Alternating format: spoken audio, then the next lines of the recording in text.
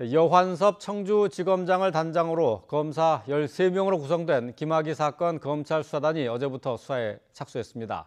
문무일 검찰총장은 국민 의혹을 풀 수 있도록 철저한 수사를 약속했는데요. 수사팀은 주말부터 관련 자료를 살펴보면서 본격적인 수사 준비에 나섰습니다. 취재기자 연결합니다. 조성호 기자. 네, 대검찰청입니다. 네, 김학의 사건 검찰 수사단이 구성이 되면서 두 차례 맡아서 무혐의 사건을 다시 들여다보게 되는데요. 검찰로서는 부담이 큰 수사가 될 것 같습니다. 네, 셀프 수사라는 지적이 충분히 가능해 보입니다. 문무일 검찰총장도 어제 퇴근길에 기자들을 만났는데 무겁게 입을 열었습니다. 기존에 검찰이 두 차례 수사했는데도 의혹을 다 불식시키지 못했다며 과거 수사가 의혹을 남겼다는 점을 처음 언급했습니다. 어제 꾸려진 수사단 면면에서도 이런 고민과 진실규명 의지가 엿보이는데요. 먼저 여환섭 청주지검장을 단장으로 선임한 배경이 뭔지 문 총장이 말한 내용 들어보시죠. 수사력이 출중한 사람으로 분류가 되어 있고 그 강직함이 인정받은 바가 있습니다.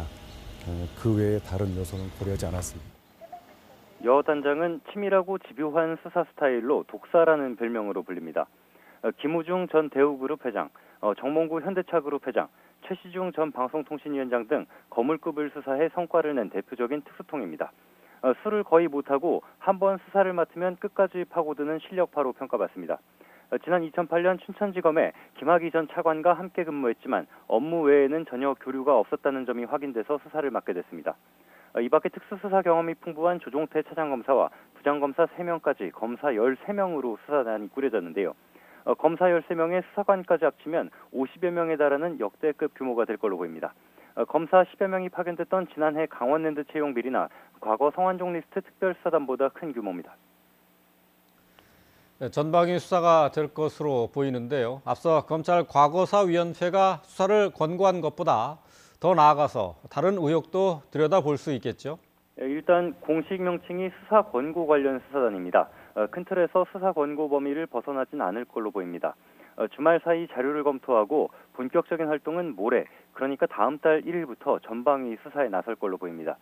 부장검사 3명이 3개 팀을 이끌게 될 걸로 보이는데 수사 방향도 3갈래로 나눠 수사할 걸로 보입니다.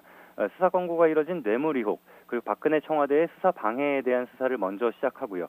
그리고 과거사 진상조사단이 추가 조사를 이어가고 있는 별장 성범죄 의혹에 대해서도 향후 수사까지 염두에 두고 있습니다.